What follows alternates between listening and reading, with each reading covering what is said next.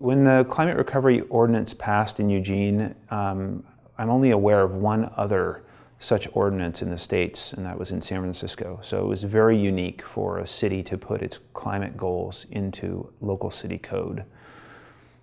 It's had a pretty interesting effect. It has changed discussions internally about how we address climate change. It's taken the targets that were set by our council in 2010 that were clearly aspirational, and it's put them into a local law. And for that reason, there's a much greater attention to those goals. There's much more real and significant conversation about how we make changes to achieve the targets that the council set out.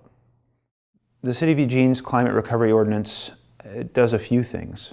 It codifies the existing greenhouse gas reductions goal. So we have, the City of Eugene has a goal to reduce emissions from internal operations. So that's things like driving around police cars and fire trucks. To reduce those emissions to be carbon neutral by 2020, which means reducing emissions as much as possible and then offsetting what remains with carbon credits or something similar.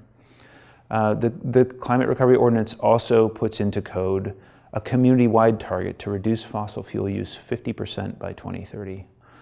And if you think about that, a 50% reduction in fossil fuel use in just 20 years, it's a pretty aggressive move. It's not, based on what we know about greenhouse gas emissions, it's not enough to really do our share to stay in a stable climate system, but it's a pretty aggressive goal nonetheless, and it was put in place by Eugene's Climate Recovery Ordinance.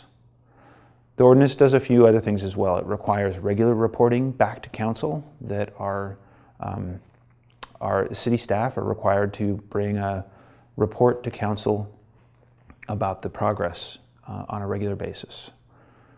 And it also requires city staff to develop a target to achieve, or to be consistent with achieving 350 parts per million of carbon dioxide in the atmosphere.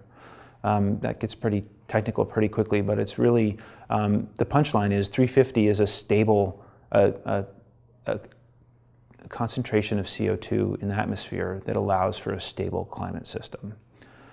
So we've taken a prescription developed by climate scientist James Hansen and others at NASA and Columbia University, and we've just downscaled it for Eugene. And it shows us the trajectory that's required to be consistent with that prescription. The Climate Recovery Ordinance does a few other things that are maybe less dramatic as well.